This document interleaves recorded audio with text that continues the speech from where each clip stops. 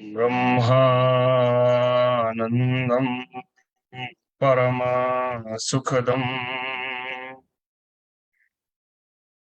Kevalam Jnanamurtim Dvandatitam Gagana Sadrisham Tat Masyadilaksham Ekam Nityam Vimalamachalam Sarvadhi Sakshibhutam Bhavatitam Triguణरहितं सद्गुरुं त्वं नमः ध्यानमूलं गुरुमूर्ति पूजामूलं गुरुपदम् मन्त्रमूलं गुरुर्वाक्यम् मोक्षमूलं गुरु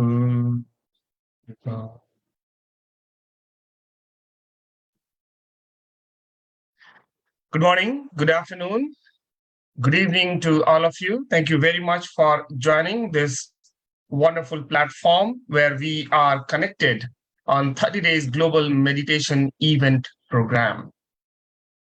My name is Subhash Chandra, and today I will be the host for this event.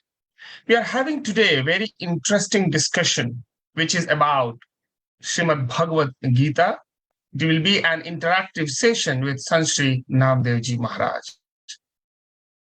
Most of the time, whenever we have been practicing meditation or whenever we have been discussing one or another spiritual discussion, a spiritual item, definitely at one point or another, we would have encountered some of the scriptures which probably we would have come across in our life, in our day-to-day life. Srimad Bhagavad Gita is one such literature on spirituality, which today we will have a quick discussion with Sant Shri Naamdeo Ji Maharaj. Once again, welcome to all of you on this wonderful platform. Today's agenda will be something around 1 hour and 45 minutes as a whole, where we will give a little bit of background about Vihangam Yoga first, and then we'll move towards Swagat Gan and Mangal Gan to invoke the presence of the Master. Thereafter, we will have few shlokas from Gita, and then we will have an interaction with Sant Shri Naamdeo Ji Maharaj, followed by vote of thanks and closer and Shanti part.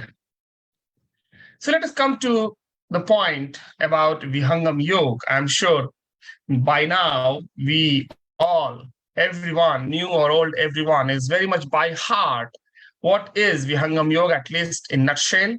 Vihangam Yoga is an organization, is an NGO pioneer in yoga and advanced meditation training, aiming at uplifting the human life in all aspects. In a way, it is not just about meditation training. It is much more than that. But meditation definitely is one of the finest pillars to perform in our day-to-day life. But along with this, the seva, the service, and the satsang, means the spiritual discussion, is also as equally important as the meditation is. So Vihangam Yoga organization, its principle, the principle of Sadguru Sadafal Devji Maharaj, who is the pioneer of Vihangam Yoga, is based on these three pillars: the meditation, the service, and the spiritual discussion, the satsanga. The organization was established long back, 98, 99 years back, by His Holiness Sadguru Sadafal Devji Maharaj in 1924. There was a very fine objective at the time when this organization named Vihangam Yoga was established at that time point. Sadguru Sadafal Devji Maharaj had taken an oath that I will liberate a few thousand lives from the vicious cycle of life and death. To this objective, he also mentioned, he proclaimed that if you progress and follow the path, the principle which I have already gained in a whole, in totality, then it would be my responsibility to take you to that ultimate highest zone, the zone of the Supreme Being. And he said that during a specific time period, the dissemination of the principles of Vihangam Yoga will be completed to the whole world, not just in one or two particular countries, but as a whole. At present, Sadguru Swatantra Dev Ji Maharaj is the current master, current Sadguru to take care of the whole organization and every single person. This organization's head office is located at Prayagraj in Uttar Pradesh, India, at the bank of Ganges. The organization has 6 main centers, but out of these 6, the most important one is the international center, which is at Prayagraj, but all in each and every center is as equally important as this one. We have one center at foothills of Himalaya, we call it Shunya Shikhar Ashram. In totality, roughly around 300 centers are there globally. More than 5 million people are following and benefiting from the principles of Vihangam Yoga by following it by heart. In 2013, the organization received a special affiliation from United Nations for ECOSOC, Economic and Social Council Advisory Group.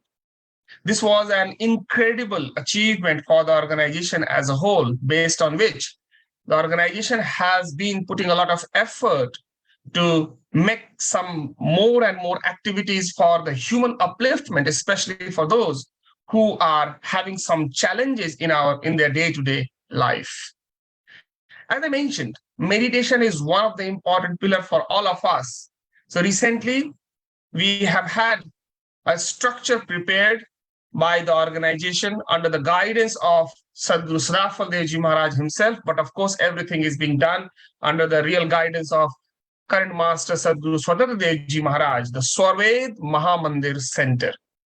This center is so huge, humongous, that at one particular time, more than 20,000 people can sit in this structure, inside it, sit in this structure to meditate together. Can you just imagine 20,000 people sitting at one place, meditating? How much spiritual power, energy, and aura would be generated at this particular place? This is the importance of this divine place just completed right now. The beautification is going on. All the couplets from Sarved and from Bhagavad Gita, most of the couplets from Bhagavad Gita, from Vedas also, are inscripted on the marble, on the walls of this particular structure. So if anyone visits there, you can very easily see on the walls of this structure inside that all those couplets, all those mantras are carved on the walls of this particular structure. So I always recommend everyone, please do visit to this center whenever you go to India to experience the divinity associated with this particular place. Now, with this quick background, with this quick introduction about Vihangam Yoga, now let us move towards the Swagat Gan and Mangal Gan to invoke the presence of the Master himself. I'd like to invite Gajendra ji from Czech Republic to please do the Swagat Gan and Mangal Gan. Yes, Gurudev, thank you. Sant जी साष्टांग प्रणाम, आप सभी को सादर प्रणाम। आज स्वागत नित्य गुरुवर, संत सुभाग में आइए। अध्यात्म विद्या दिव्य ज्योति, सोमरस बरसाइए। दोष दूर गुण दूर करके, शुद्ध हंस बनाइए। भेद गम गति ज्ञान गर्जन, शक्ति द्वार हटाइए। खुले द्वारा शब्द सागर, भक्त जन अनहवाइए। जन सदा फल विश्व शिक्षक, सान आन बचाइए। आज स्वागत नित्य गुरुवर, संत सुभाग में आइए। मंगलगान। विश्व शांति नाम मंगल परम गुरु को ध्याइए, वर्ग द्वंद अशांति दूर कर भाव भेद मिटाइए, सार्वभौम समस्ति सत्ता ध्यात्म राज बनाइए, भेष भाषा भाव जग में ज्ञान पर दर्शाइए, समृद्धि सुख शांति धरातल स्वर्ग भूमि बनाइए, विश्व शिक्षक जन सदा फल नीति स्वर अपनाइए, विश्व शांति नाम मंगल परम गुरु को ध्याइए। जय Sukhdev. Thank you very much, Gajendra for the Swagat Gan and Mangal Gan. Now we are moving towards the main section where we are going to have discussion about Srimad Bhagavad Gita. But before that, I am going to request Padmini who has joined us from Singapore itself, just to give a little bit of background about her. She was in fact one of the person who did bhajan on our last program.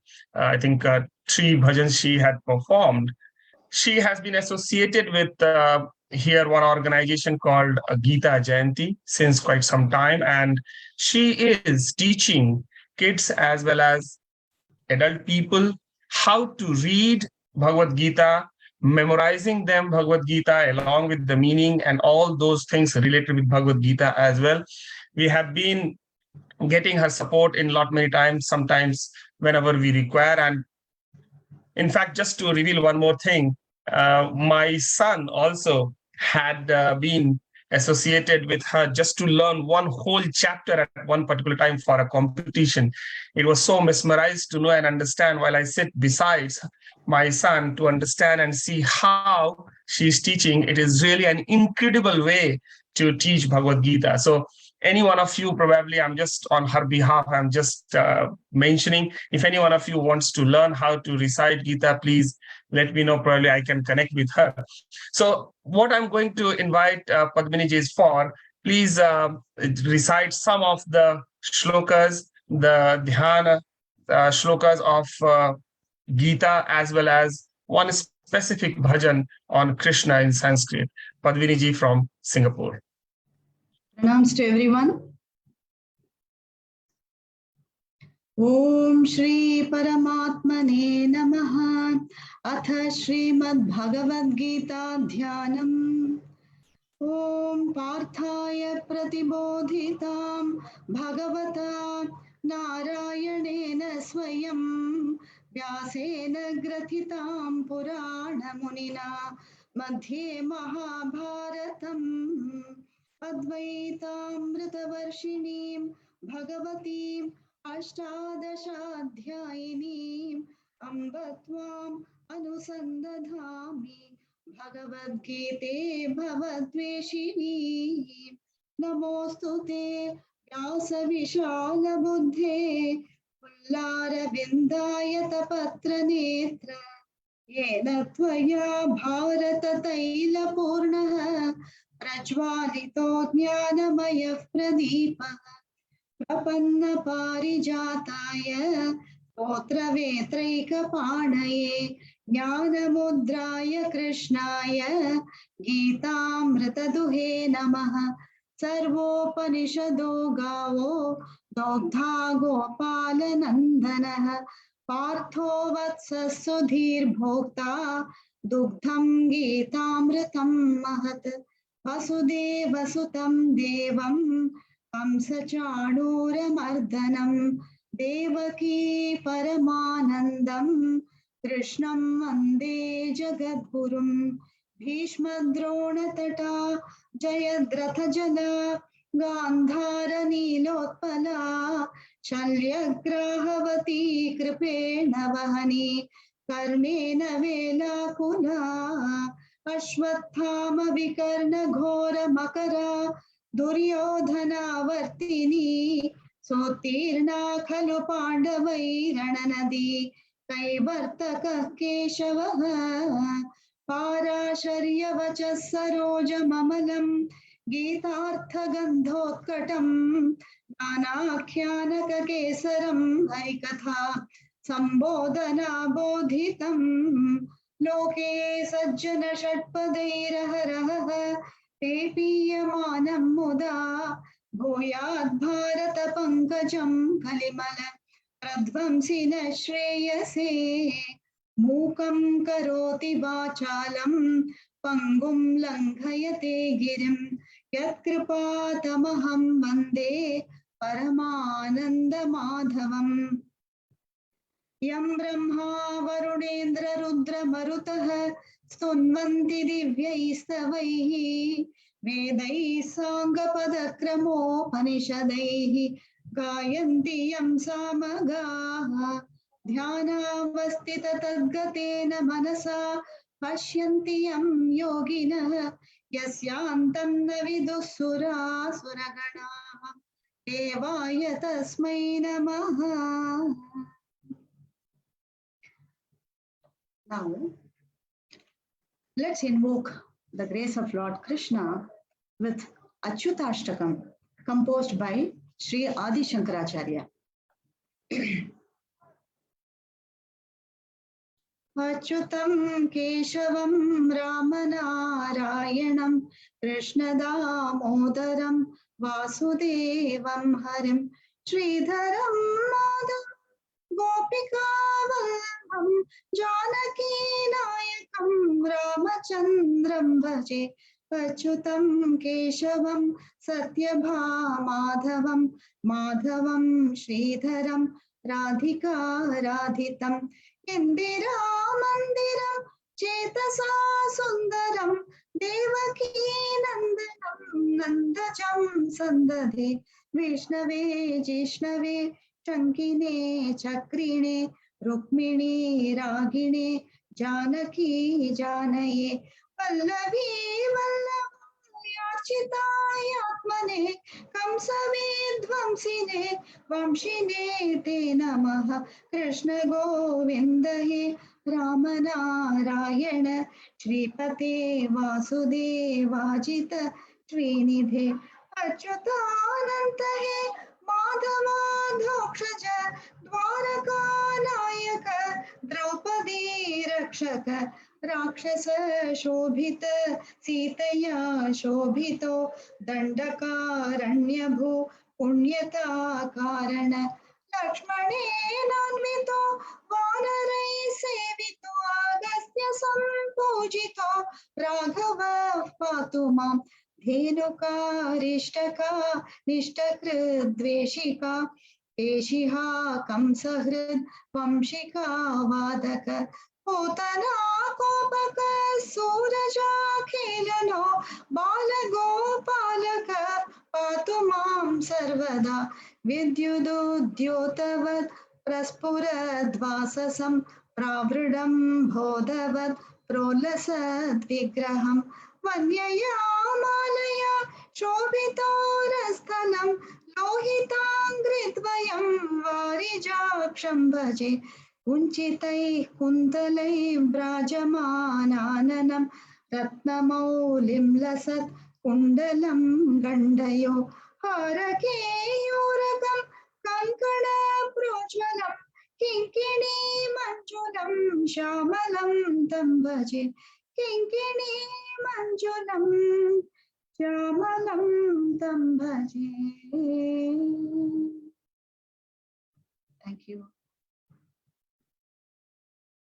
Thank you very much, Padmini-ji, for so beautifully sung this particular bhajan. Thank you very much for your presence also.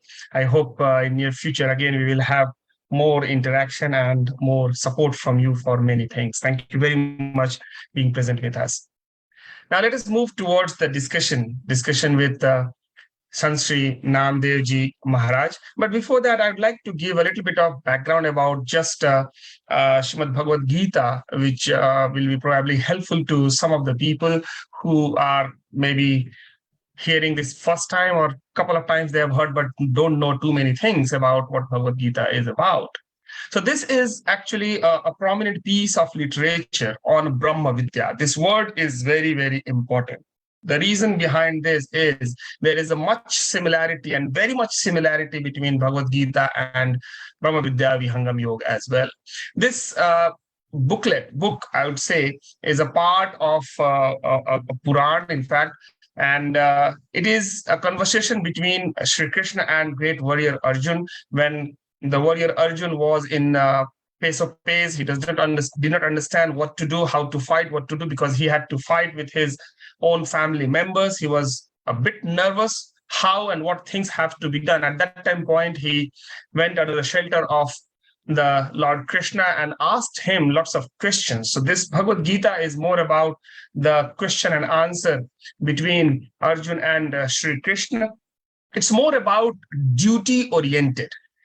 What duty you have to do, how you have to perform, even at a battlefield. So this composition is completely in 18 chapters with around exactly 700 shlokas in Sanskrit, compiled by Maharshi Vedavyas. And there has been many commentaries on Srimad Bhagavad Gita. In fact, the Brahma Vidya, which is the crux of Srimad Bhagavad Gita, is the main thing which everyone need to understand, know, and learn exactly how all these things work and behave in our day-to-day life.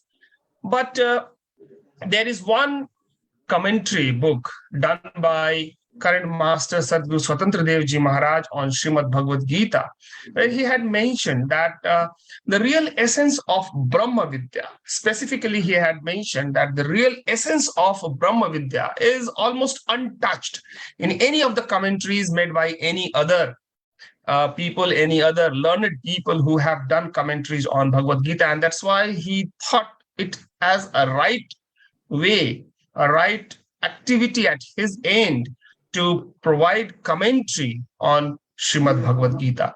So he, in fact, long back in 1996, provided the commentary on Srimad Bhagavad Gita, although it's in Hindi, but he had suggested, recommended, and asked all the people to read the commentary, what he has mentioned, where the centric essence is the Brahma Vidya. What is Brahma Vidya? How Shri Krishna had mentioned everything and around Brahma Vidya and why it is so important in our day-to-day life in the form of duty. In fact, one of the important things which I really want to highlight here is, which is mentioned in that book, is that, and the commentary mentions that the reader has to move beyond the recitation. Most of the people have confined themselves remembering the shlokas from Bhagavad Gita. They recite it to a larger extent. There are many people who have remembered all the 700 shlokas, and lots of discussion also happens on Gita. But Sadhguru Swatantra Dev Ji Maharaj has mentioned that one should move beyond recitation and just the discussion. It is one of the practical things which we need to imbibe and apply in our day-to-day life, not just for the discussion, but in our day-to-day life, every single activity. The meditation is one part which really has been emphasized in Srimad Bhagavad Gita, but probably there are many people who are following Gita, they are not practicing the meditation prescribed in Srimad Bhagavad Gita. It should be done on a regular basis, then only the completeness will come. Otherwise, it will be very difficult.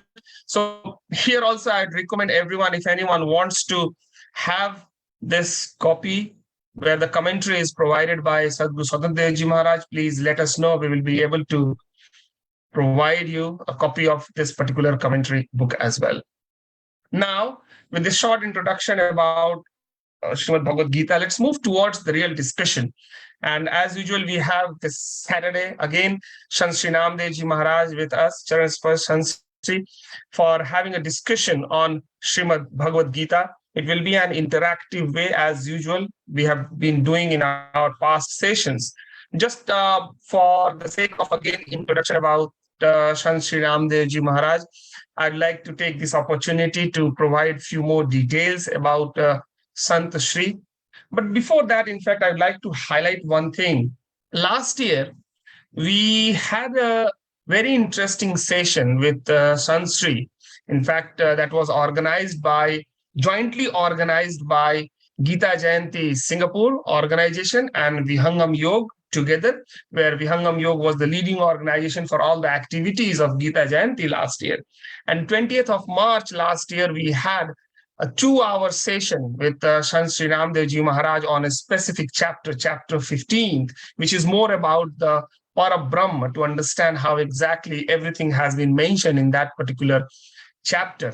So it was a grand success. It was called as International Gita Forum, where people from different parts of the world had joined at that time point and had gained a lot of different types of activities and benefits from what Sant Shri Naamdeo Ji Maharaj had mentioned during that discussion. So just quick introduction, adding more to Sant Shri Naamdeo Ji Maharaj. He is a leading saint and president of the international wing of Vihangam Yoga, who transforms the perspective with his mystic insights. A humanitarian trustee, chief United Nations project coordinator of Sadguru Sadafal Dev Vihangam Yoga Sansthan. Sant Shri Naamdeo Ji is a true visionary and ambassador of global change and transformation. Naamdeo Ji is a social entrepreneur who illuminates the statement, "Be the change you seek in the world." He is leading Sadguru Sadafal Dev Ji Vihangam Yoga Sansthan, a not-for-profit organization with a core objective of serving humanity. Under his global vision, this organization collaborates with the esteemed United Bodies, United Habitat, United Nations Habitat, and United Nations EcoSoc in undertaking numerous initiatives for the betterment of the society. With a firm belief in the mission for global peace and harmony, his dynamic approach to addressing the current social issues, Naamdeo Ji Maharaj displays a unique mix of innovative thinking and holistic outlook. With his simplified approach towards social change, he connects with people at grassroots, leading by example, championing the principles which represent the philosophy of Vihangam Yoga.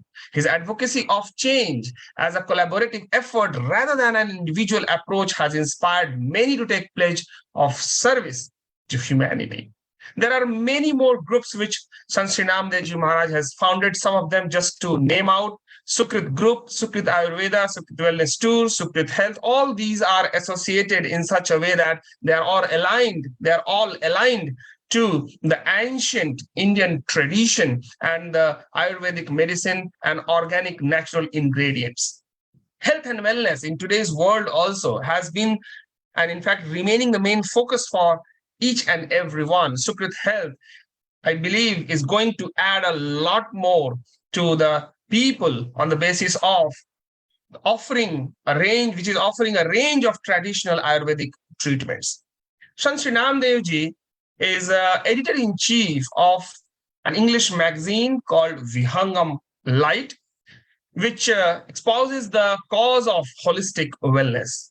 He has conducted several wellness workshops across the globe and launched numerous forums for holistic living. His in-depth insight of his spirituality and society has mesmerized intellectuals and inspired them to adopt the most ancient teaching of Vedic era. A few days back, we had a session on Sadafal education. I'm sure many of us have been inspired after hearing and listening to the people who are associated with Sadafal education, how we can serve the society in a much more better and efficient way.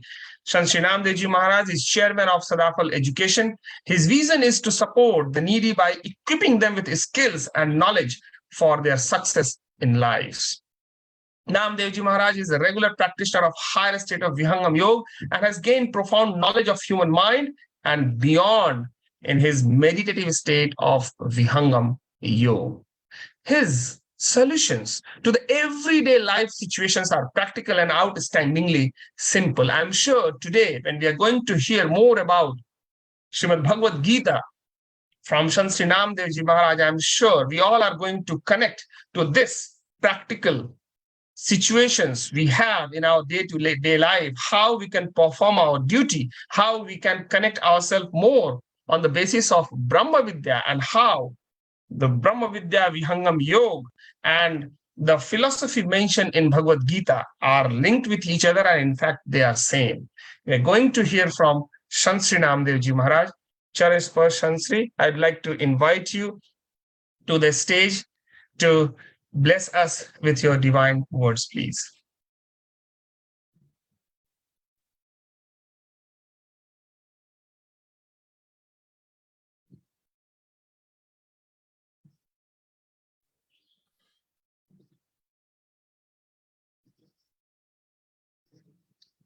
Pranam. Pranam to all Charan Sparsh.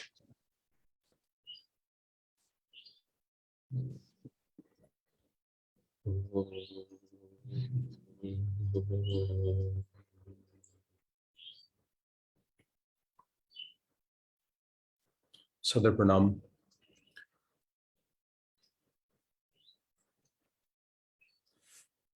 The world today knows about Bhagavad Gita in a way that is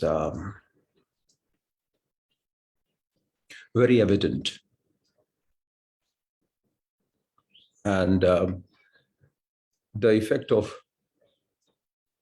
recitation of Bhagavad Gita is so profound on our mental level, and also at time changing at the very grassroots with the fundamentals of life, that the very relevance of Bhagavad Gita is as important as ever before.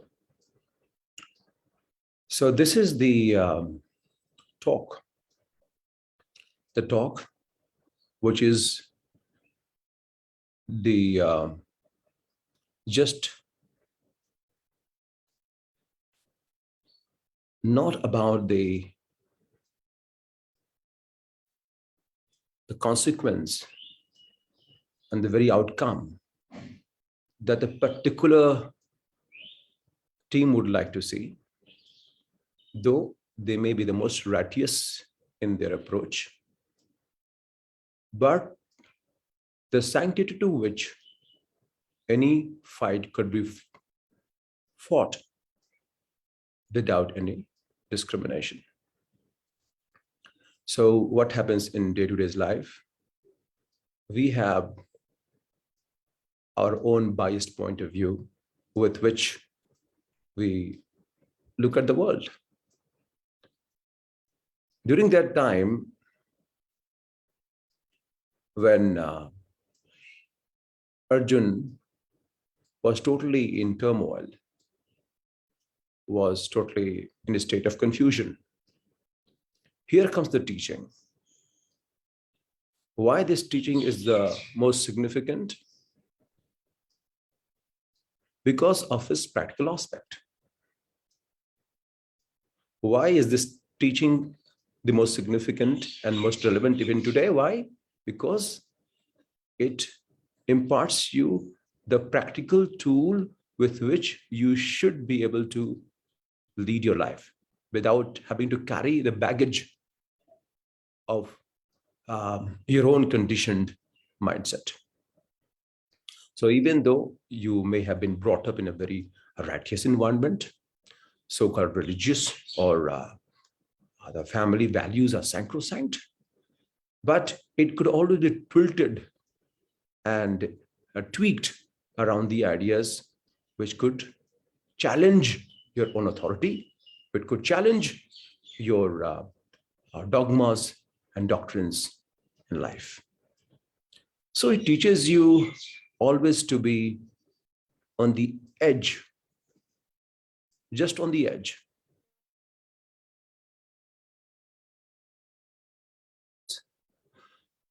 Of the very nature of your mind is such that it always wants to conquer the future. It always wants to get into the nuances of what would things be like in the future. It wants to feel secure. And that's how we always operate. We also, in this age and time, even after 5,000, after many, many years, thousands and thousands of years, we still operate on the same level. The sense of security is very important to each one of us. So the teachings here in Bhagavad Gita talks about mainly to do with understanding your own self, to which what is known will be revealed, and what is not known is something that you have to explore within yourself. And how would it be revealed? Because the very projection of what it is not different from you. The very projection of what that you see outside is not different from you. It is very much who you are, and you are an integral part of. You may realize it, may not realize it, doesn't matter, but you are very part of it. So this conscious level of understanding is very important. So what Bhagavad Gita does, it integrates all parts together and creates an understanding which is profound yet beyond the nature of understanding yourself, because it comes from the Brahma Vidya, the principle of Brahma Vidya. Brahma Vidyayam Yoga Sastra Shri Krishna Arjun Samvade.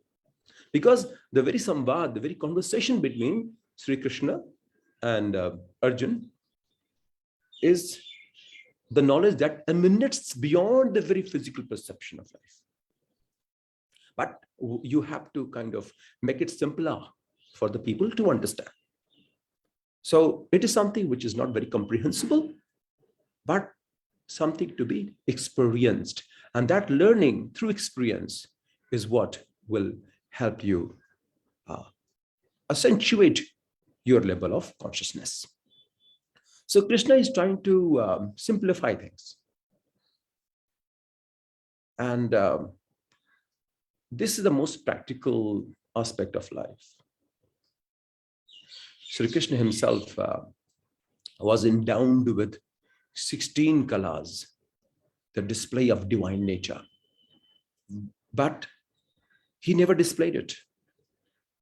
He sat, he acted as a chariot.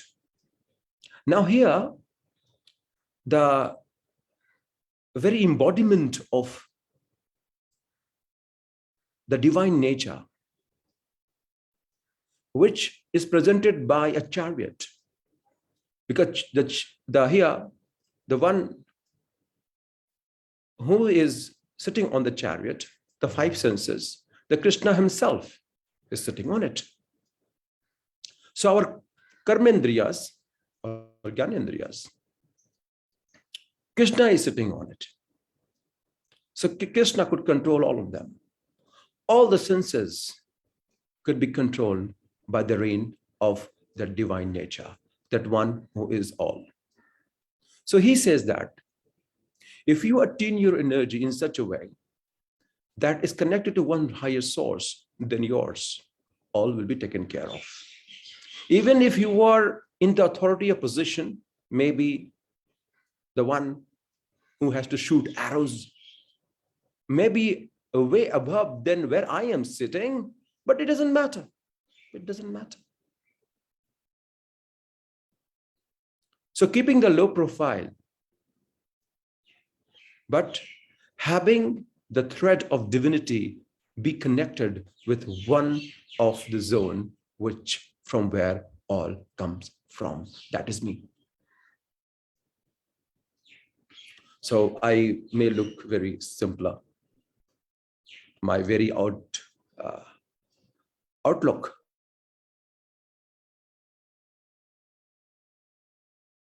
of the world. I could be at the center of all there is in this universe. So that's what Krishna is teaching us here. The practical tools of life. In the family, we may be at the highest authority, but to be able to resolve any matter amicably, we do not need to carry the baggage of being a CEO at home, do we? You could be just I could just be a father, I could be a mother, I could be a daughter, son, whatever. So Krishna here, in the most simplified embodiment of the divine, is working as a chariot. To whom? The one who is supposed to be the most mighty, the Arjuna. Now he is so good at the art of archery that even he can aim the eyes of a fish. He's so good at it. But now here is, in this battlefield, absolutely bewildered. And this state of anxiety and confusion consumes him. Now what to do? And in this turmoil, he says,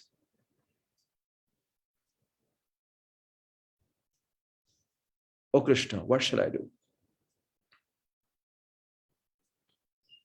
And in fact, he surrenders himself before Shri Krishna. Because Gita has many chapters, and all of them deal with a different aspect of life. In Bhagavad Gita, 2nd chapter, he said, Karparnya doso bahada swabhava prachami tvama dharma samudda chittaha yacheyah syanischitam bruhidanme shishyaste aham shadhimam tvam prapannam. Now he surrenders himself. Shadhimam tvam prapannam. Because he cannot understand the very vastness of where he is being put into. So you may not realize what you are being put into, what you are being carved out of to do what you are supposed to do in the most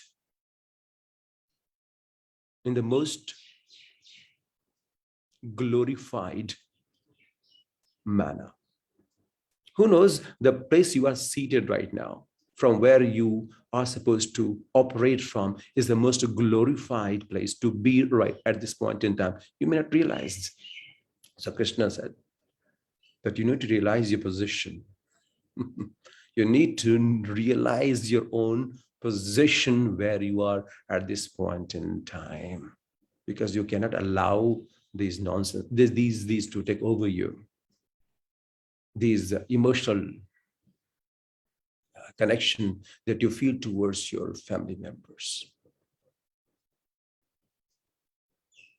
And that's when he talks about how you can actually know yourself, because it is a book of self-exploration. It is the very process of life that needs your attention. I repeat myself. It's the very process of life that seeks your attention. And that is the most significant, without which nothing can happen, without which you will lose the battle. Why? Because you will be in turmoil. Turmoil which is totally submerged into securing something that is not realistic. Where you are right now is the answer of all the problems, all the questions that have been there in your mind. trying to weigh down. The answer lies exactly the very spot where you are. Because Krishna, though he could see the future, though he knows the past, though he knows everything what there is at this point in time, has to bring down the level of the consciousness to the teachings which have to be uttered through words. And it is not that easy. So that some epiphany in any one of us, if that happens through some cosmic power and beyond that cosmic power, then the realization occurs, without which there is no realization. It's just trying to understand through our perceptual reality, our understanding. And this understanding itself is conditioned in a certain way. How do we understand? How will Arjun understand? Not all of us can understand each subject in the same manner. Everyone will have its own way to perceive it, because it is conditioned. Each one of us are conditioned in a particular way. So here, just to bring about clarity, and the clarity that which not only clear the path towards self-realization, but also does the justice where you are at this point in time, in the battlefield, in this battlefield of life. When you have been dealing with number of issues and family matters at your workspace, and most importantly, what you must do where you are. And that has got nothing to do with your mental state. Because there is a world of difference between what would you like to do and what needs to be done.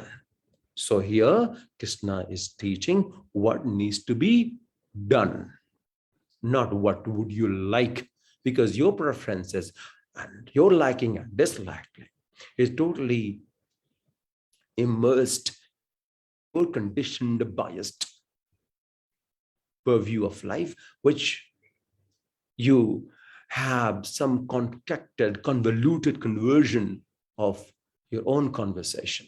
And this convoluted conversion of your own conversation, which is conversing itself with you at all time, oh, this is right, this is not, this may not be right, is just coming from your conditioned way of thinking. There's a pattern that you've been following.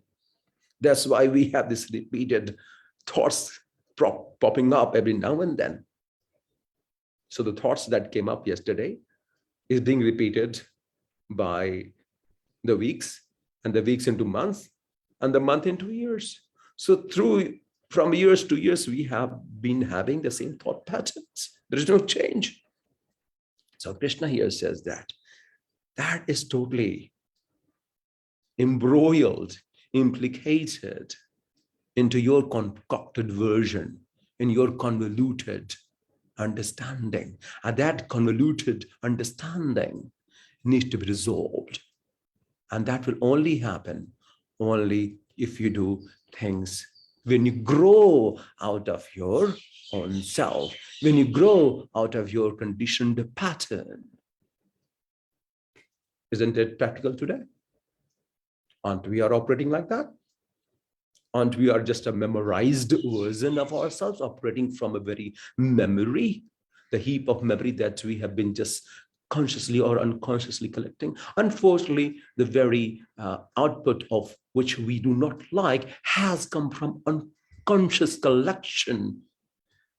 And these collections are happening every day, have been happening, will keep happening if there's no interruption. Here, Arjuna is having a divine intervention through the power of a chariot. So these chariots are there, the five senses are there. How are you able to imbibe what is being perceived by them? Hello, is your job. This is what Krishna is teaching Arjuna. How? What is there already? What is not important? What there is? How you are perceiving what there is? How you are perceiving what there is? How you are perceiving what there is? It's all there is. It's all there is. That's what Krishna is teaching Arjuna. And that's what we need to learn here today. So there could be a fight outside. You could be very reactionary, but you don't have to get into fight. Respond later, most graciously. It's up to you. One will defile your own being, pollute your inner consciousness. One will cleanse you, though the incident is the same. So if there is a fight outside and there is a kind of altercation, heated argument, which has spiraled down into some abusive verbal conversation, one could be reactionary, tit for tat. What will happen? You'll bring yourself down. So very prana will just be out of order. It will be in disarray. And then that will totally pollute the words, defile your tongue.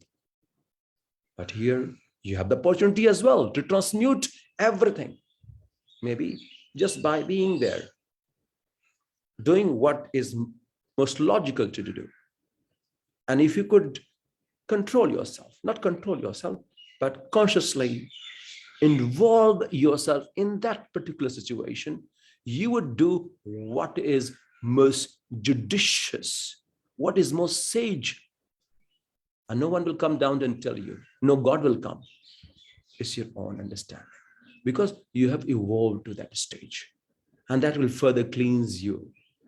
The karmic pattern. You will resolve yourself by just having yourself consciously involved. By having yourself consciously involved into everything that you are doing in your life. So Krishna said here that you have to be conscious. And consciousness does not have these emotions, emotional or psychological drama of yours. Sorry. This is what he is teaching. So what happens here is, the most important thing is to know where we are and what we are supposed to do. And this is what Shri Krishna is imparting to Arjuna. And this is the most magical conversation because it has all the transformative tool that has always been with mankind. So it is addressing the issue of mankind, so to speak, and beyond that. So what happens here is, without having to go through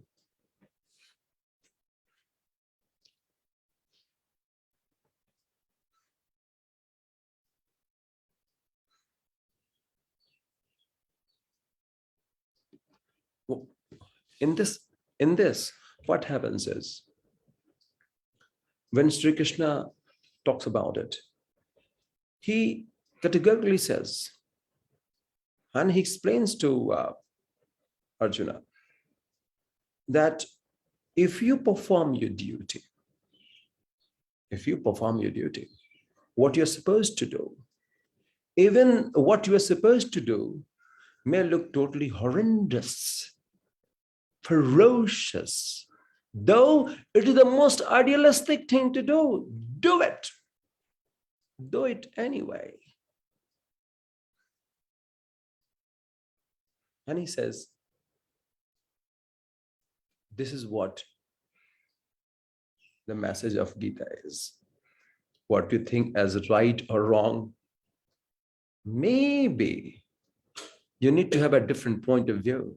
From a different vintage point of view, what may look like the most pious and most idealistic thing to do or not to do is just the figment of your imagination. What can I do for you? I can't help if you cannot grow out of your own conditioned pattern, your mindset. And Krishna is here to break all these. What you think is right is not right. What you think is wrong is not wrong. That's what he's trying to say. And he says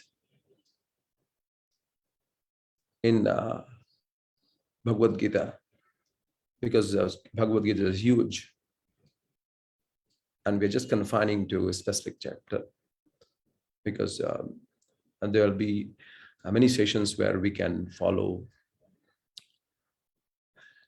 the different chapters of Gita. But here we are being just confined to what is the actual juice of it, which we can take and make that teaching and part of our lives. So here Sri Krishna said, Sukh dukhe same kritva labha labho jaya jayo. And then he said, Tato yudhaya yujasva nevam papam vapapsyasi. So here he just cuts through it and he says, Nevam papam vapapsyasi. It means you will incur no sin. You will incur just no sin at all. Even if you do it.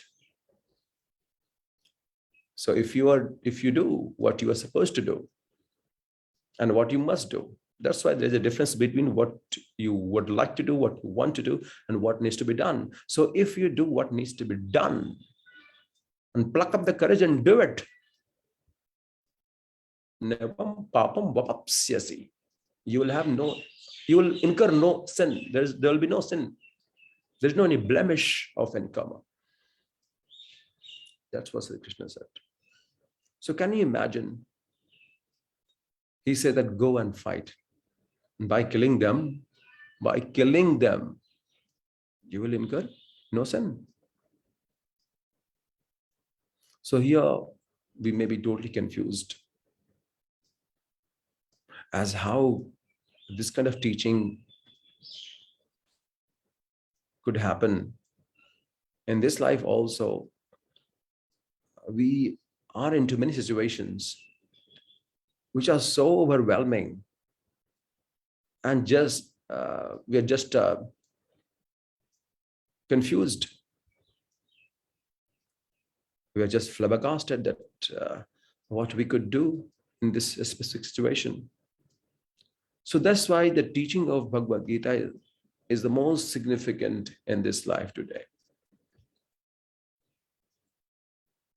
But how will this understanding come in? Suppose that if you want to do some evil and you said, it doesn't matter because Krishna said that you must do what your duties are and you must understand your duties and do them. Who knows if one is operating from a very egoic and egoistical mindset, then one would just go to do anything and everything just to prove himself why he did what he did. That will create upheaval in the society. But here it is not about trying to gain authority and power, but the very understanding of it will reveal itself by discovering who we actually are. This is what Krishna is trying to teach here.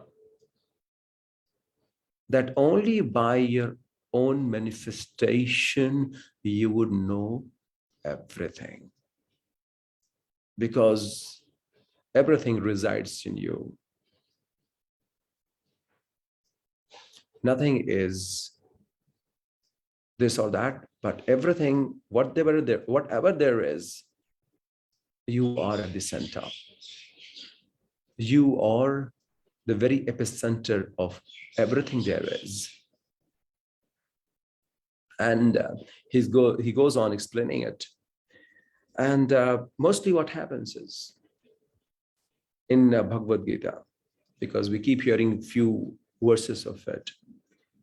And these few verses of Gita, we keep hearing them, and we draw our own conclusion, because we are in this world where we are so focused and goal-oriented. And if you're a goal-oriented person, all of us are goal-oriented person. If a teaching comes like, because I heard from someone, I do not believe in the teachings of Bhagavad Gita. I say, that's right. You choose not to believe it. There's nothing wrong with it. And then the person says, you have this, do all the karma, but do not expect anything. All of that. Is it not possible? It's not practical. It's not practical. In fact, what is Krishna trying to teach here is to bring your monkey mind under the chariot of the five senses. And we all keep hearing about it, that we have to perform our duties without expectation. That's it, without any expectation. What you call, karmanyeva dhikaraste ma phale sukudachana ma karma phal hetur bharma te sangotsava karmari. So he said, no, it's not possible at all. How could I not expect a result, any result, when I have been working so hard? So suppose what happens is, if a person who is so obsessed, so much focused on goal only, and the very outcome of it is the most significant, but what he is going through at this point in time is not that important to him, there is no any greater result in that, because you are so unconscious. You are so unconscious at this point in time. You want the result to be the most glorified one, most celebrated ones that the whole world will see and applaud.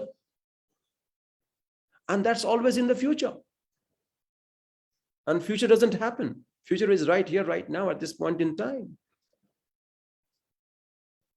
What happened just 2 seconds ago was the past. The past cannot be taken back.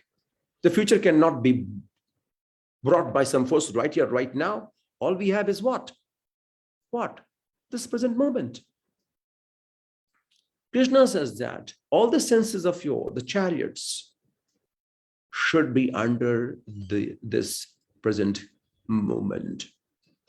The intensity of the awareness itself will elevate your senses to higher degree of dimension. And if you operate from there, then all of your actions will turn into yoga. Yogastaha kuru karamari sangatakva dhananjaya. Siddhaya siddhayo samo bhavatva samatvam yoga uchyate. Then he gives the teaching. And how will that happen? Is it possible that we all elevate to that stage where the siddhya siddhyo samo bhavatva, whether things happen, didn't happen, doesn't matter. We are equipoised. When will this happen? When you are in the state of intensity at this point in time. That will only happen when these horses, the very wave of these horses which pull you from all directions, are controlled with the conscious reign of the Supreme. That's right. That's the teaching of Bhagavad Gita. That will be the sublime act.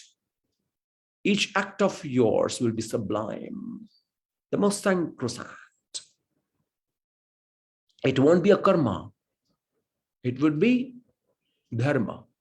It will be the act of yours, the very karma of yours will turn into yoga.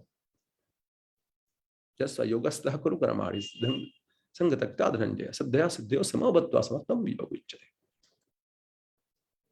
So here, what is the most important? is to be able to see through your actions. And if you are pulled away by your senses, then you can just see through it. You are pulled by it. Before you could realize where you are, you have already been drowned, my dear friends. That's how powerful our senses are. And we are being pulled by 5 of them, and each of them are so strong. This is the battlefield. This is the battlefield. Discover yourself, know yourself.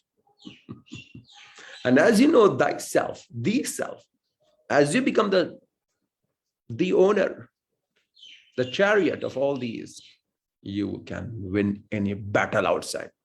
These battles are not important. The battle here. And how will that happen?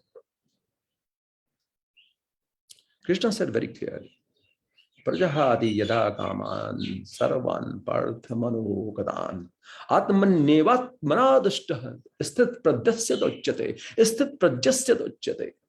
The person who is sthit pragya, once that stage is achieved, accomplished, something greater could happen through you. That's when you are always one with the divine nature of yours.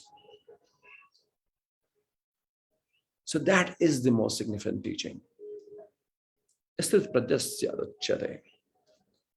in that realm of possibility, where you are right with the divine thread, when the very conscious ray of Atma, the Surati, turns into Nirati, that thread is if that thread is found, you are connected with one source, and that's one source will take care of everything.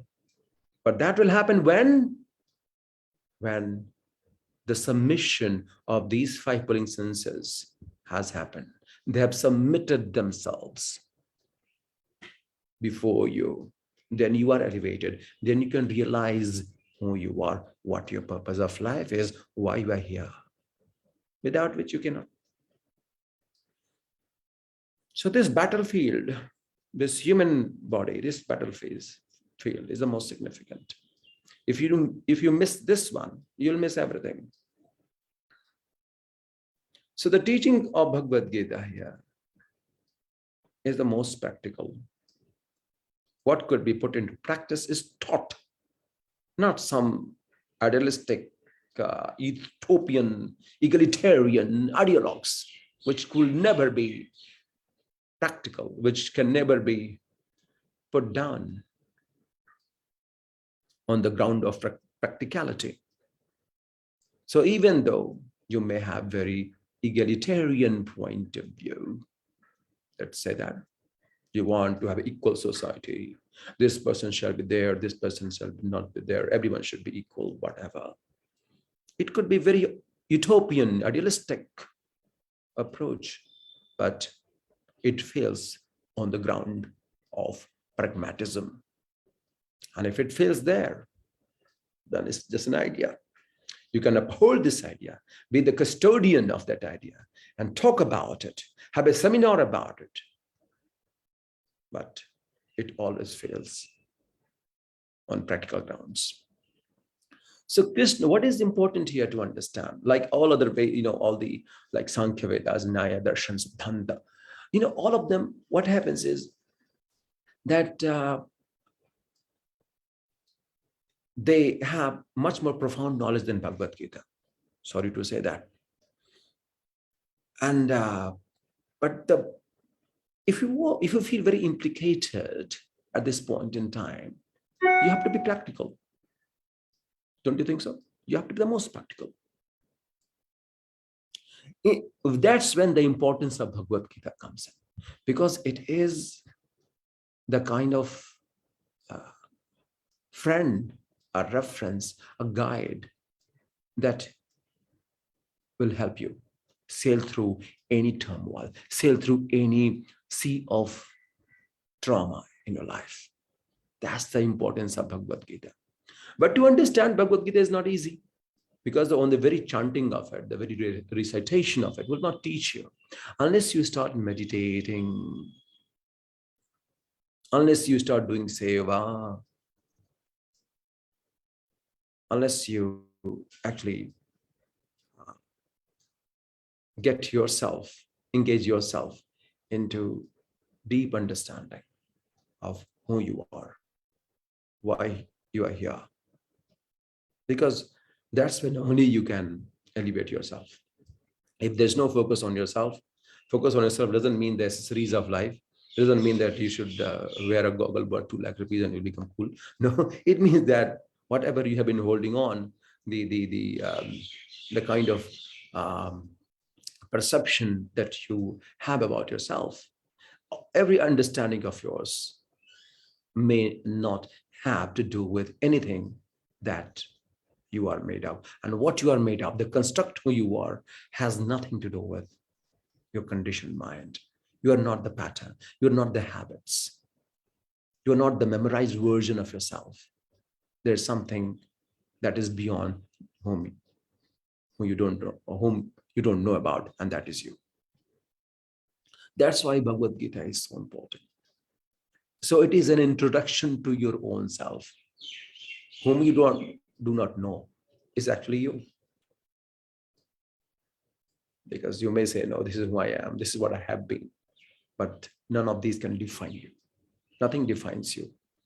So here, because I know I'm taking a lot of time, and we'll talk on different chapters of Gita in other sessions, I would just like to sum it up, because there could be a number of questions as well.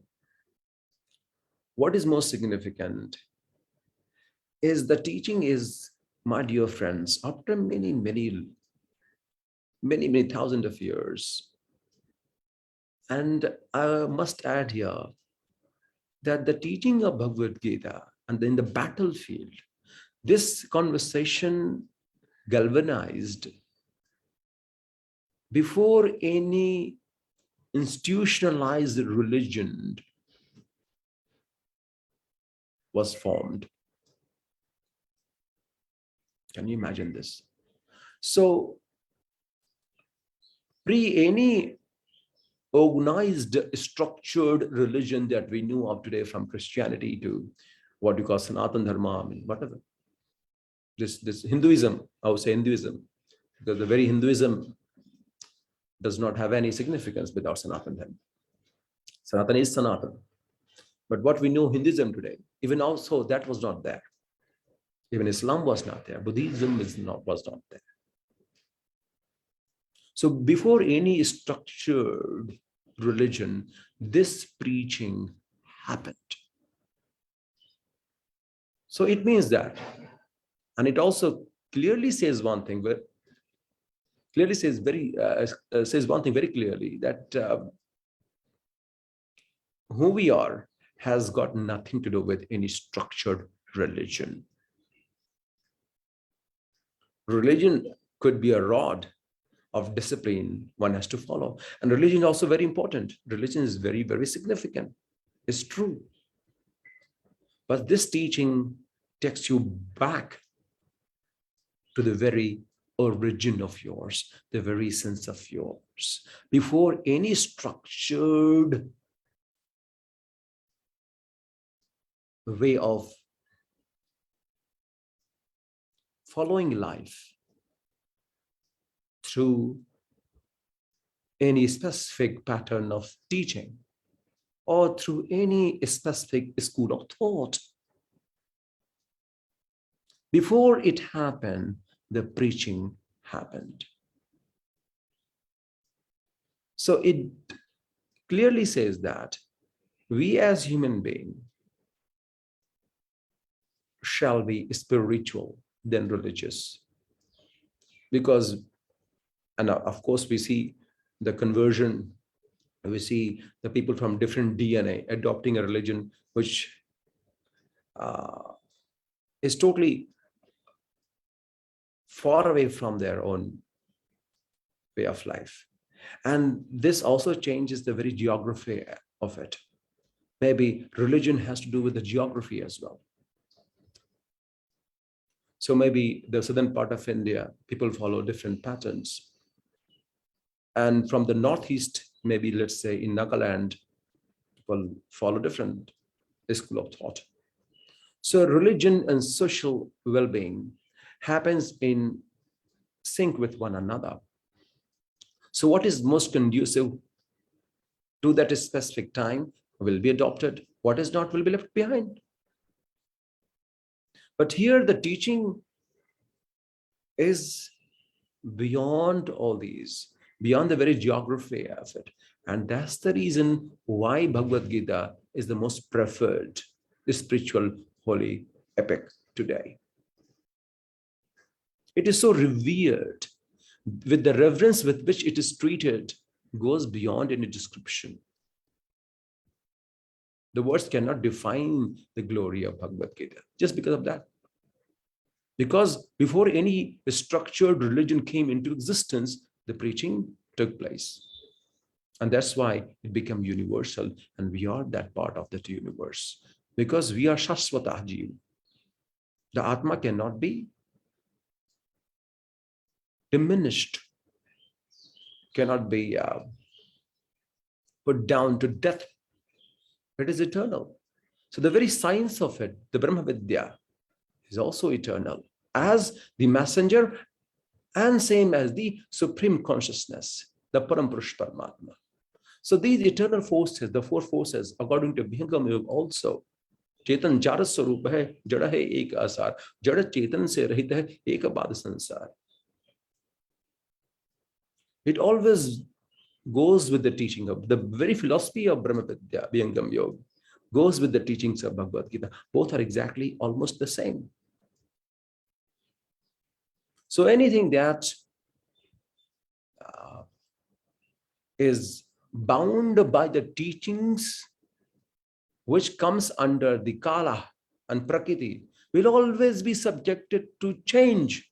So religion comes under that. Suppose that in coming time, the dissolution happened. Now there will be a creation. Now after the creation of the universe, according to the level of consciousness, a society will be formed. People will follow what they were instinctively driven in their previous life to be born in that specific form of body, whatever way, to perform what they must in this life. And if one could realize this, we would be performing their duties of this birth. That's why human beings have a choice. And all other species there, they are instinctively driven. But we are also part of that instinct. So either we could just be instinctively driven or consciously driven, though the instinct will be there. But here, Sri Krishna says, you can wake up from that dormant state and come to your own potential, come to realize who you actually are.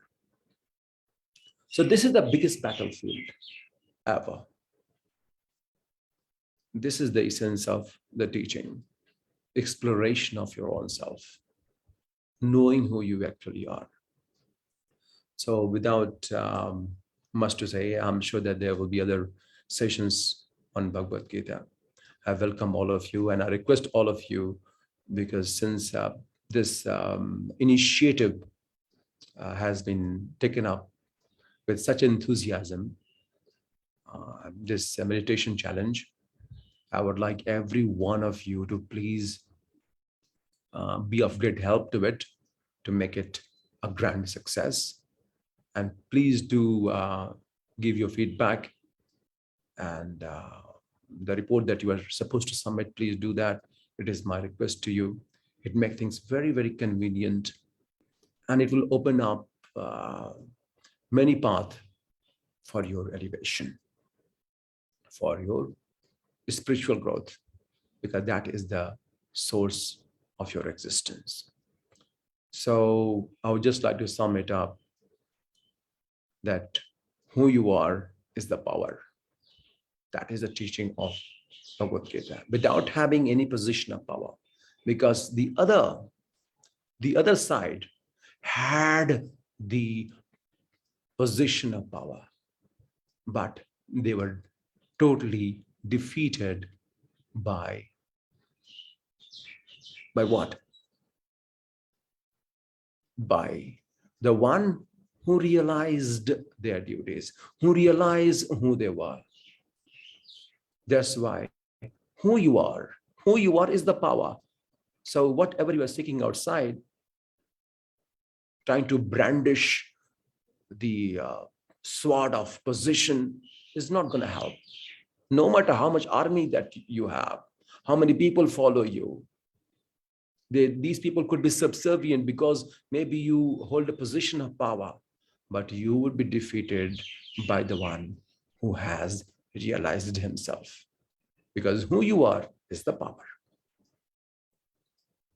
Without holding on to any position of power, if you could just realize this, the world will be your oyster. You would exactly know what to do, because that will be totally devoid of your conditioned framework of your mind. So if one is able to bring himself to that level, to attune all his energies in such a subtle way that he would perform only from his consciousness or her consciousness, all the act of his will be turned into dharma. All the act of his will have no sin, no blemishes. So that is the essence of the final essence of yoga, the teaching of yoga. And that is actually what the real yoga is. So I would like to open this forum to have any questions asked to me. So please go ahead if you have any questions, and thank you very much. We'll certainly meet next time and talk more on Bhagavad Gita. Dhanyavad. Thank you very much. Thank you very much, Shri. It is now very much clear that you mentioned that we should have more and more sessions on Srimad Bhagavad Gita and probably on Sarveda as well. We would definitely organize such session on much more frequent basis to cover up all the chapters. Probably that's one of the agenda. At least we would note it down right now. So now moving on towards the question and answer session, I'd really request each one of the participants, if you have any question, please feel free to either raise your hand or unmute yourself if possible, or send out your questions in the chat box. Meanwhile, Sansri, I have a couple of questions which I'd like to put here. One of the thing, whenever we discuss about with many people about Bhagavad Gita, many times people say many things just out of, loose ends. One such thing which they mention is karma kiye ja phal ki chinta mat kar. And many people take this so lightly, just to satisfy and just to mention things out of the sake, and that's it. So people have many, I think, misconceptions about some of the wordings, some of the items which is mentioned in Gita. Of course, it is in Sanskrit. Many people don't understand the reading of Sanskrit. There are so many commentaries available, but of course, many commentaries are there which don't, align with each other. So in that situation, if somebody has to understand few wordings from Gita, like you explained a terminology, sthita pragya. I'm sure many people don't have understood this, those who have been probably reading Gita. So if somebody has to understand the meaning, at least just to understand by reading, what exactly they should do? How should they understand the meaning of Gita? Of course, one such opportunity every one of us will have to listen to you, understand what you say on that basis. But at least just for the sake of reading, if someone wants to understand on intellectual basis, whether they should perform something at their end.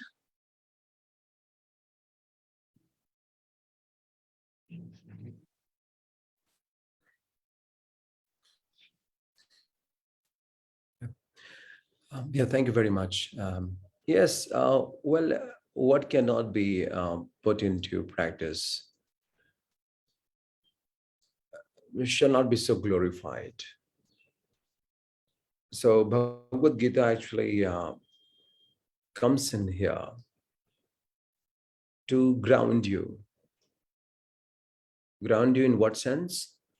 That even in the very euphoric state of success, or in the state of despair at failure,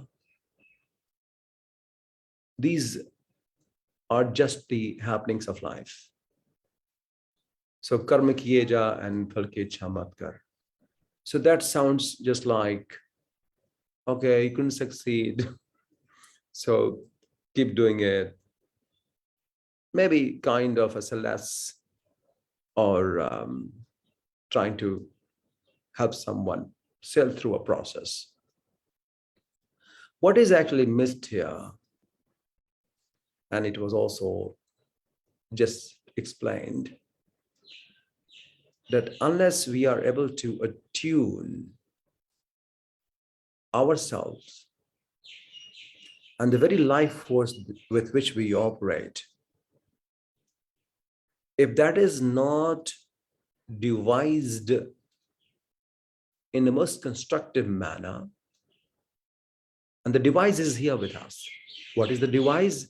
Device is the speech. Device is what we see. Device is what we hear. Device is the very taste bud that the food that we eat, and what we think. And these are very important. Why? Because they have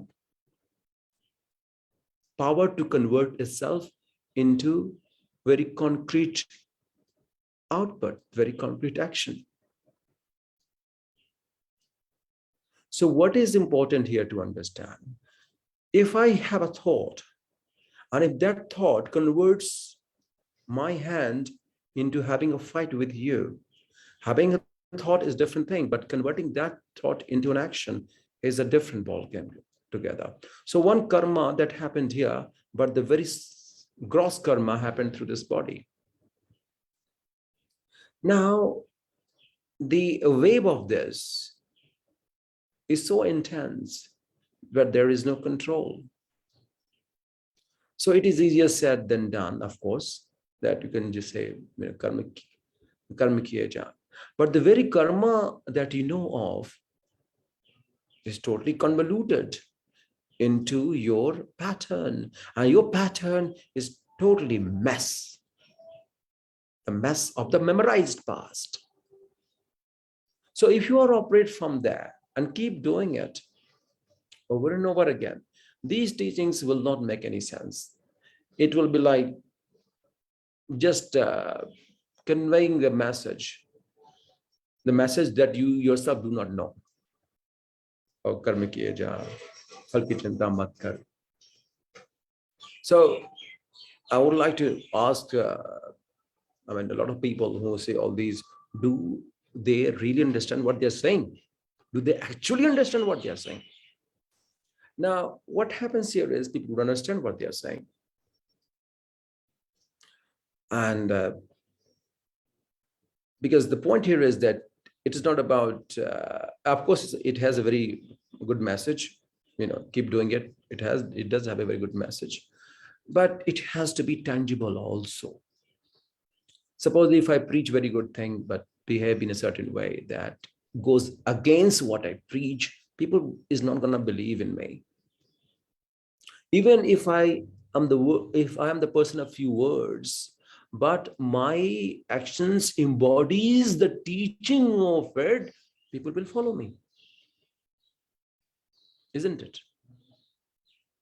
So whatever you are doing right now at this point in time shall be the embodiment of the preaching. So the practice is important than the preach. If the preaching happens only through the words and has no practical value to it, then it's just a words.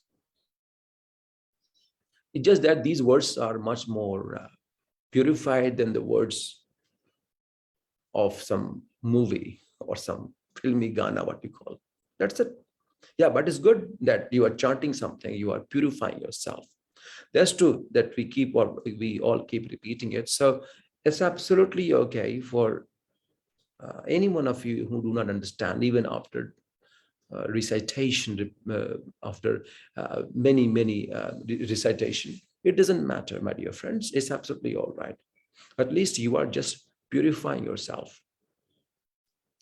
So I would just say that whatever could be tangible, that could be perceptible, is believed in this world, which is true, but it shall happen right here in this mechanism, this body of yours. This body is sadhan. It is the medium. It is the only medium, conduit, that from where everything can happen. Through this body, everything is possible. So if you only dedicate yourself to the teaching, which may not have anything to do with the practicality of it, you will actually miss the bus. You would just miss everything. But with each day, if you are able to incorporate the teachings of it and use people, you don't have to prove yourself, and just get into it, people will actually understand that there is a change in this person. It is not just the words, but the very life process itself. The very life process itself has converted into the depth of life. It means that it doesn't matter whether it is cold or hot. It doesn't matter whether it is pleasant or not pleasant. Whatever it is, that person is not affected. The person carries on performing his duties. So that is the most important thing in life. So without having to say much, if let's say one sloka of Bhagavad Gita, the most practical aspect of it, I do doubt at times, because there are so many people in the world today. They do say that this number of slokas cannot come in a battlefield. There are some questions about that as well. So that's why there are different explanations on different chapters, or maybe there are few of them which are not considered to be the part of Bhagavad Gita, because it was not possible for this kind of teaching to happen in the battlefield. There are questions about that as well. But what I'm trying to tell you here is, if you are able to invoke the power within you through recitation of it, even though it doesn't matter whether you believe in or not, despite your belief, let's say that, despite your belief, suppose that if one could be following Christianity, if one follows it by chanting it, and it improves his life or her life, touches his life, brings profound changes in him, it is beyond the time. It is beyond the periphery of the Prakriti. If it is time bound, it has to change its shape, size, and color and texture. If it is beyond that, it would not. So no matter who taught, under what circumstances, it doesn't matter. The very authenticity of it could be measured whether how practical it is in this life. So even that millions and millions of life have passed on, and we cannot trace back when it happened, the very effect of it is as it is, intact as it is, because still it transforms our lives. So what I'm trying to tell here is the teaching itself is eternal. Because of is Sashwat Chaitanatva, guna, the attributes of that eternity, that's the only physical evidence why each one of us shall recite Bhagavad Gita, why each one of us shall recite the Swarved, because it goes beyond the periphery of the body and mind, the Kala and Prakriti. Why? Because this body will drop one day, but what will carry forward is what is there within, that is who you are. And that will carry forward. So these teachings of Bhagavad Gita, my dear friends, is not confined within this box of your body. This body has come and has to just drop one day. Dehi no yasmin yara dehi kaumaram yonam jara. It will just decay. It will just denigrate and degenerate and decay one day and totally lost in time. But the teaching will not. It will carry you forward in your next birth. So what I'm trying to tell you, if it is not making sense to you in this life, suppose that in this physical body, if you cannot understand, even saying all these also is okay.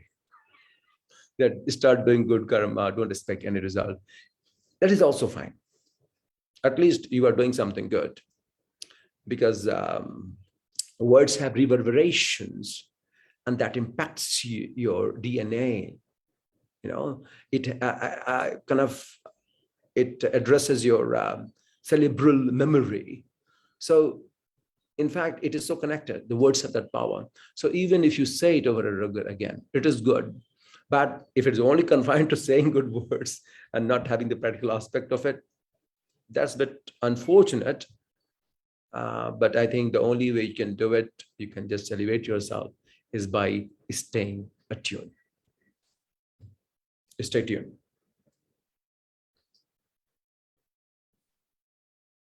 Ji. Sorry. Thank you, Shansi. There is one question from Prachi ji from France, who, of course, passed on the greetings to you. And then she's asking that while on the path of fulfilling our duties in our day-to-day life, how do we understand the fine line difference between the sense of doership and surrendering? As we must do our own effort, purusharth from our end to do things which needs to be done correctly. But how to alienate from the sense of doership once we get the result?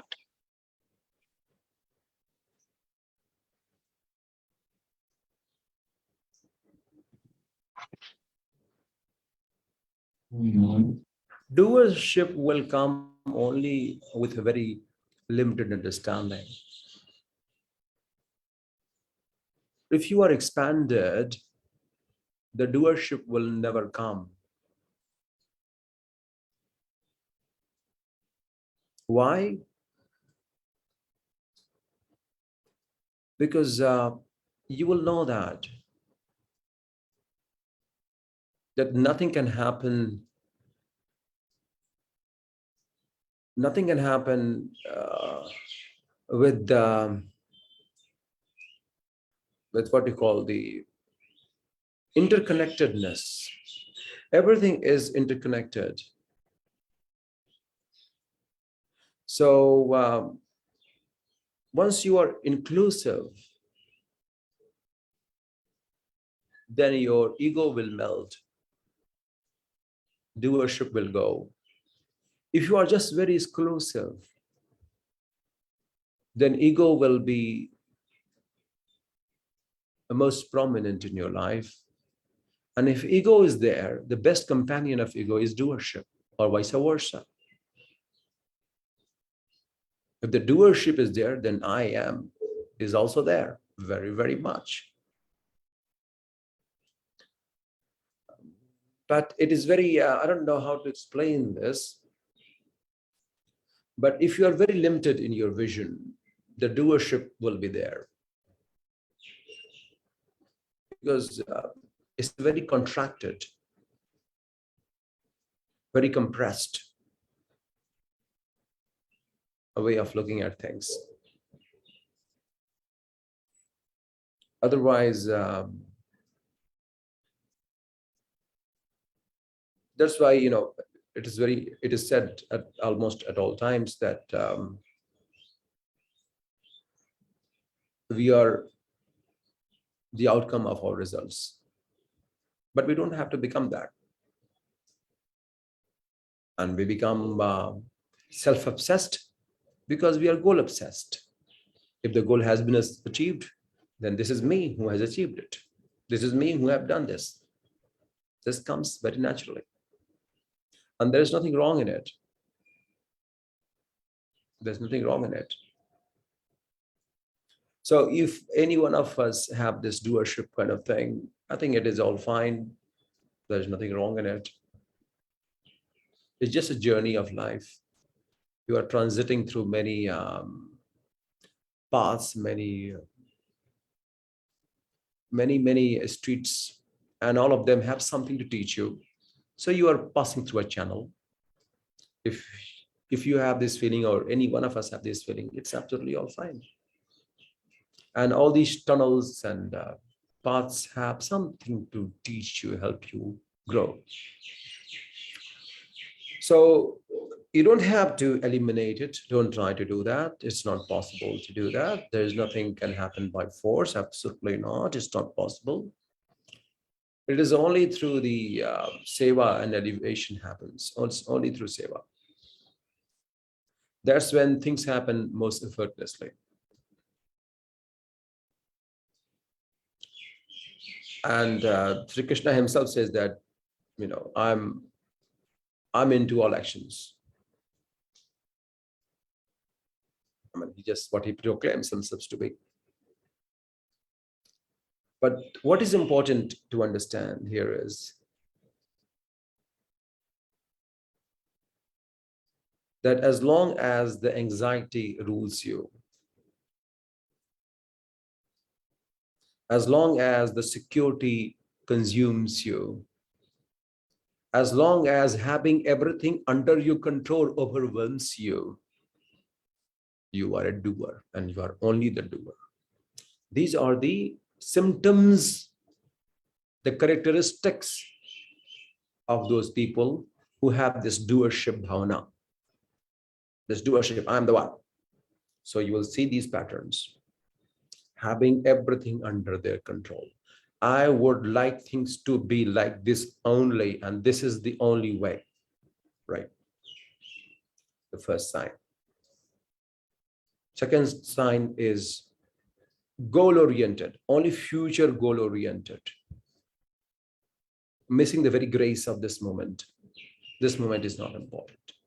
Always anxious, security, finding security in life, security, having everything insecure. That brings a lot of doership. Just the opposite of it. Nothing to be controlled in the future.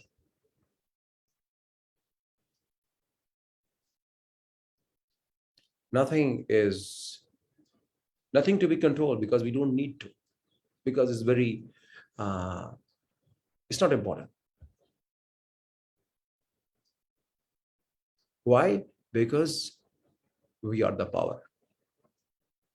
Because I have come to realize myself. I have come closer to myself.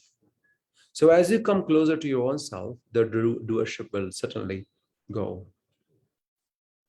And you will know that it is the collective consciousness through which everything operates, and you are part of it. But without your realization, nothing will happen. So you are the most important at the same time, not important at all. It is the experience itself that strikes in, that changes everything about you. So I am the most important person in the universe. At the same time, not at all. Not at all. So at that equilibrium, at that point in time, you are like the most stable. You have the stable mind at that particular juncture. So once you operate from there, then the doership will not come. But again, I have just stated to you the symptom of how the egoic mind works. Egoic mind is about control, having everything the way I would like, and how would I like, coming from the very egoistical mindset to prove himself that I am the great. Come and worship me. So as long as these patterns are there, the doership will be there. Proving yourself to be the best will be there. But once you grow out of it, and I operate from a high state, you would be doing wonders of the world without trying to prove yourself. And that is the most elevated state. That is the state of all the sage. That is the state of all the masters. So all prayers that we all reach to that state. This is about the experience. This is about, just transiting through a tunnel. So we are at a tunnel right now. We should not judge ourselves. Absolutely never judge ourselves. We have many flaws, but at the same time, because of these flaws, we are able to know who we are. So that if we know who we are, if we see in the light of our own consciousness, we can make some changes. So that awareness is the key. That is the chabhi, that is the key to unlock the power of who we are, the potential that we have. So just to say that, never to judge, and the prayers that we are elevated to that state of that sage and all the masters, because that's where they are, that's how they perform.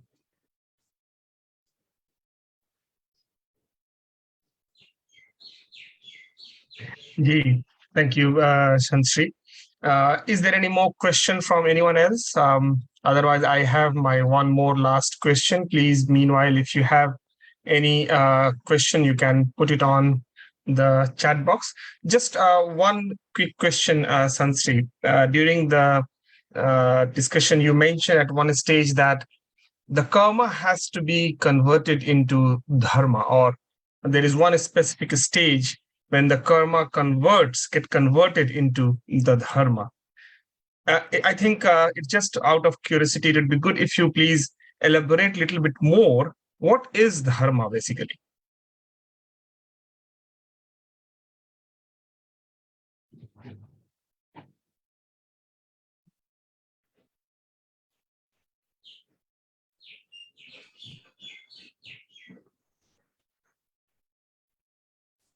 Well, dharma is dharma. Dharma is actually basically it is understanding and how we are operate. Dharma has nothing to do with any ritual. That is the most important thing. That aspect of dharma is very, very ritualistic in nature, that one has to go to a specific place, a place of worship. So that is usually termed as dharma. But actually, that dharma is very gross in its nature, because it has certain aspects of duties. One has to go physically perform some certain duties. That is all usually termed as dharma. We call it that person is very dharmic. It means that he does all of that. So the very gross outlook of it does have very tangible view, where we see a person going to a temple or shrine, performing certain duties, performing certain ritualistic, certain rituals like puja part that we perform at temples. So that is one aspect of it. Otherwise, the other aspect is the very action of ours. So the action of ours cannot just be confined within few hours of visiting temples or few minutes of it, because you cannot be at the temple performing puja. Even if you are anyway, your mind's maybe at somewhere else, because your body is there. It's good that if you cannot just control your mind, at least you are at a place which is consecrated with some divine power. So it is good. It is advisable. But that is not the end of it. So that person who could be called very religious or dharmic, maybe far, far away from dharma, far, far away from dharma. He's just looking like a very dharmic person because he goes to a temple, performs certain rituals. It's all great. It is all very appreciated. It must happen. One must do it. I totally encourage to do it. Please do it. But that's very far away thing from being a real dharmic. So here dharmic means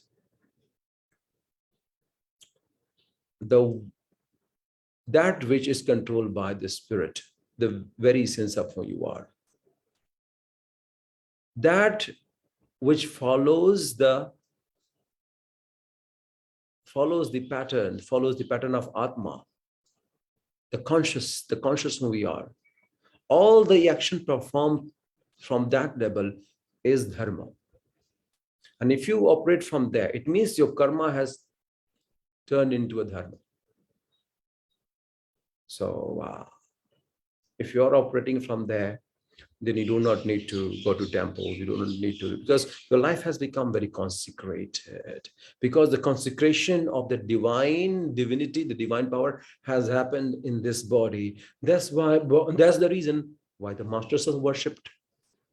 They are alive, but they are worshipped. They have body, they walk around, they eat food, they sleep.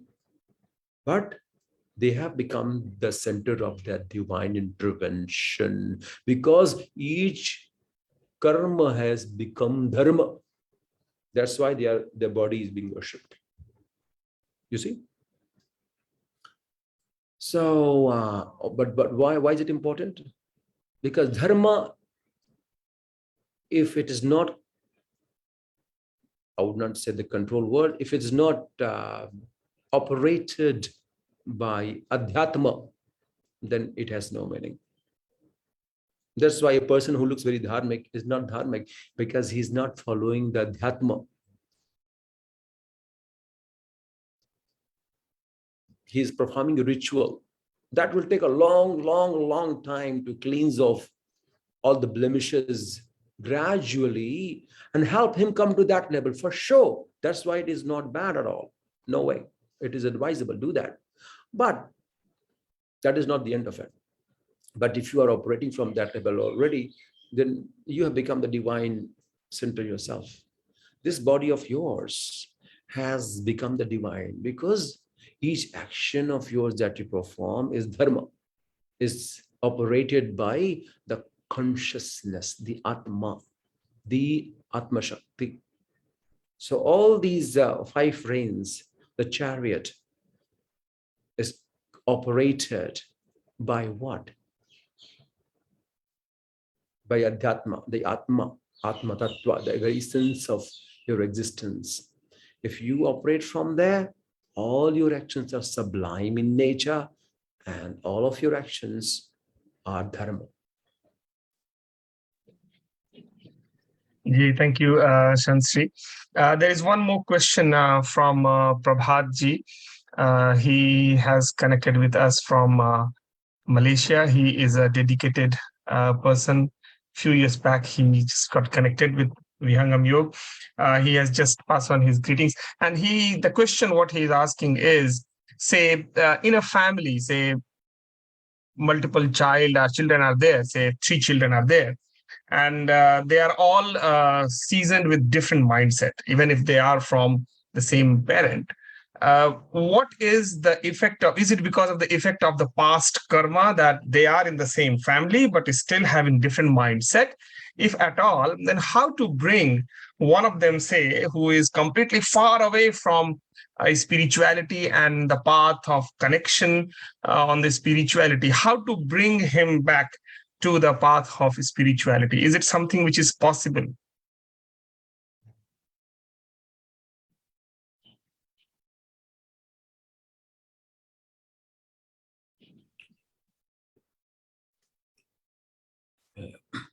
Yes. Well, it is important to understand that who knows, because of them you are spiritual. So first of all, it is very important to understand never to try to change the other. Of course, you may feel for them. The best thing would be doing your work in the best possible way. So if I want to change the world, I need to change myself first. And who knows, because of them, I am who I am. This will come only with the higher level of understanding. So if you find someone whom you think, is not aligned, has helped you align. He may not be aligned, but he has helped you align. Just because of him being born as your son, daughter, whatever it is, has put you where you are right now. Because of your karma, he is there. So if you talk about the family members, first of all, never say bad about your family members. Yes, you can address the issue because of certain things they are there in life. So I would just say one thing here, that there is no point if the matter is very acute. I mean, the matter is very precarious, is very kind of dangerous, like someone has taken a different path altogether, like he is into things which he shall not be into. If he is not just spiritual, doesn't matter. If he's okay, if he's doing his work and just kind of engaging himself into some actions which may not be very appropriate, but is not totally outrageously deplorable. If it is not that deplorable, outrageously deplorable, if it's just an action where he enjoys himself or herself in whatever way, it is absolutely fine. Absolutely fine. There's nothing wrong in it. Only thing that one shall do is, if he wants to have a family of absolute order, everything has to be in absolute order. The only thing that you can do is to elevate your consciousness, raise your vibration. Because of the very life that you lead by example, their life will be impacted not by words, never by words. So this is the most practical thing, and we all have to elevate ourselves. We are all flaws in so many ways. I do accept this. I have many flaws in me. I'm trying to overcome myself. But the only way we can do it, all of us can do it together, is by raising our vibration, raising our standard, by becoming a better version of ourselves, by becoming more refined version of ourselves. That's the only way to do it. Otherwise, this is the battle of life, where the one who is seated on a chariot is asking a person who is totally bewildered to kill whom his family members. Can you imagine this? Because that is not the most idealistic thing to do, but the most practical thing to do. At times, just to survive, you have to ampute your own one body, on part of the body, so that you could survive. At times, you have to ampute that specific part of the body so that it can live within this body. So you never know what and how and who has done what to be there where they are right now in your life, as whom, as daughter, son, father, mother, whatever. So never judge them, never ever. The only way you can help anyone in your life, forget about your family members, is just by setting example, by becoming what we preach, and how the word shall be only be exemplified by who we are.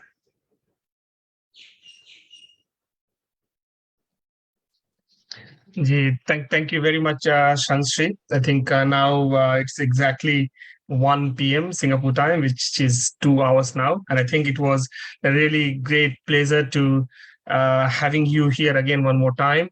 Thank you very much for your time and your insightful words on Srimad Bhagavad Gita. And as you rightly mentioned, we will definitely organize many more sessions on Bhagavad Gita in future so that we can hear you more on each and every different chapter. That will definitely happen. Thank you very much, and Charan Spurs to you once again. And here, I request all of you to help Subhasji and please fill the form in and send on time. I exhort all of you, my request, humble request to all of you. Thank you very much. Pranam, Charan Spurs. Thank you, Shansri, Charan Spurs. So from here onward, we were just hearing, listening, and just imbibing things within ourselves, the divine words from Shansri. There are no words from my side to thank him, because these are the moments which we have been waiting every day, every moment to hear and listen, so that the atoms and molecules in the form of sounds come to us and we can rectify ourselves, listening and hearing all these practical aspects of our life. So from here onward, we are moving towards the end of the session. Vote of thanks, definitely. I'd like to thank Gajendraji for doing the Swagat Gan and Mangal Gan. And of course, once again, Charan Spurs to Sarkar for providing his time, valuable time. It is incomparable altogether to be on this platform to enlighten us through his divine words. There were so many things which I think, in fact, each and every word, if we can note it down, it is so valuable to our everyday life. We will have one more session with Sanskrit tomorrow, same time, 11 a.m. Singapore time. And the topic of discussion is the higher zone. Many times we have been hearing about elevate ourselves to the higher zone. What is actually that higher zone? Where is the limit? Is there any limit or not? What exactly it could be? So we will be hearing Sanskrit tomorrow one more time on the topic, the higher zone. And as I have been telling everyone that 30 days global meditation challenge is such an incredible thing popped out in a way that it gives us an opportunity to rectify ourselves, to push ourselves a bit more towards our higher zone, of course, in terms of activity, in terms of taking a step forward, especially in the situation, especially in the case when we have adverse situation. This 30 days journey has not been that easy. Today we are at 28th day, and there have been many good activities which we have been doing so far, and hopefully the journey will continue from here onward.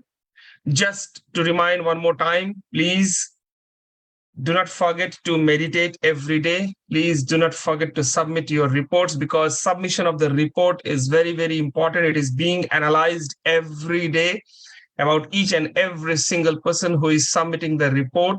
It really gives an insight about your daily activity as far as meditation practice is concerned. So please keep on pushing yourself to submit your report. This is a part of the meditation challenge. And on the Slido, please keep on putting your questions. Even if the 30 days meditation challenge is over, you can still put your questions so that we can address it individually on the Slido or otherwise also. The platform has been created for everyone and anyone to get connected to any of these countries where we have been organizing the meditation practice. It's just one click away from your finger. All these links are available on website. Any of these icons, if you just touch, it will connect you to that respective country's session, of course, based on the respective time. These all have been created and designed for you. Please avail it the way it has to be. And now, I would like to thank one more time to all those organizations, group of people who have supported us for this wonderful event, for this wonderful program. Thank you very much for your kind support. And now let us move towards the final closer. I'd like to invite Prachi ji from France to just do the prayer, the peace prayer, Shanti Path. Prachi ji, please. Shanti Path.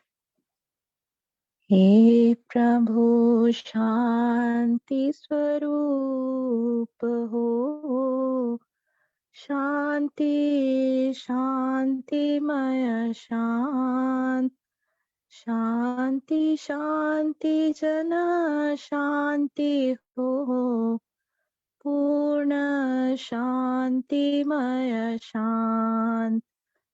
हे प्रभु शांति प्रदान कर, दूर हो सर्व शांत, देव सदा फल शांतिमया, शांति शांति सुख शांत। जय सद्गुरुदेव। Thank you very much, Prachi ji, for the wonderful singing of Shanti Path. Thank you very much for your participation, even since morning today, since 2 hours back when it's early morning in Europe. Thank you very much for your effort, and thank you very much for your all support you have been providing throughout this 30 days meditation challenge. And here we are at the end. Thank you once again to everyone, every single person who have been connected with us in this today's wonderful session. If any one of you have missed any part of the session, or you want to share all these discussions, what we have been doing so far, you can anytime go and visit the YouTube channel or Facebook channel of Vihangam Yoga Singapore, or the 30 Days Global Meditation Challenge website. If you go, you can see on the page, there is an icon, event calendar. If you click there, you will see the whole sheet of each and every day details and all the past discussions, all the past activities, whatever we have been doing each and every day in terms of event. All the links of YouTube has been linked in that each and every single event. So you can go and simply click that. It will take you to the YouTube link of the respective event. If you are asking for today's, it will be uploaded tomorrow. So give us one time, but all the past events you can see since day 1 to day 26, I think everything has been placed in that calendar event. You can forward it to anyone, you can share with anyone, you can utilize it for yourself for the future as well. Thank you very much, each single one of you, for providing your time for yourself to challenge yourself to complete the journey so far wherever we have been. Once again, thank you and take care of yourself. Jai Sadgurudev.